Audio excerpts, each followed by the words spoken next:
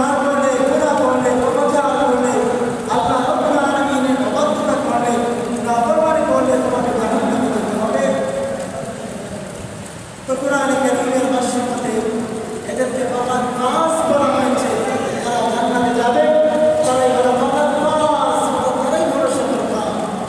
ওয়া মাল হায়াতুদ দুনিয়া ইল্লা মাতাউল গুরুর।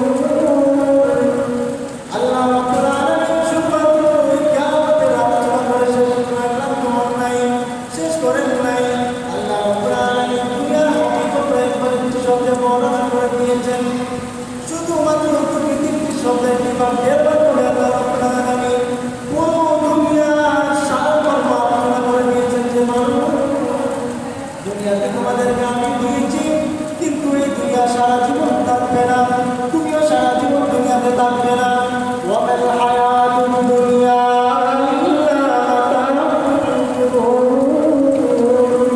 পার্থিব জীবনে যে কিছু তুমি দেখছ সব কিছু হলো ধোঁকা। তুমি দুনিয়াকে সবুজভাবে দেখছ, তুমি এই দুনিয়াকে রঙিন দেখছ, রঙিন চশমাবের রঙিন দেখছ। তুমি মনে করছো সারা জীবন তুমি এই দুনিয়াতে থাকবে। এই দুনিয়ার যে তরুণ তামাশা আছে সব কিছু হলো বাস্তবতা, এটাই তুমি বিশ্বাস করছো। কিন্তু রে বান্দা, তুমি একথা ভালো করে শুনে জেনে রাখো, ভালো করে শুনে রাখো, মনের গান দিয়ে শোনো। ওয়া মাল হায়াতুদ দুনিয়া ইল্লা মাতাউল গুরুর। এই দুনিয়ার জীবনটা ধোঁকা ছাড়া আর কিছুই না। তো আল্লাহ রাব্বুল আলামিন দুনিয়ার হাকিকত বর্ণনা করে দিয়েছেন, সব কিছু বর্ণনা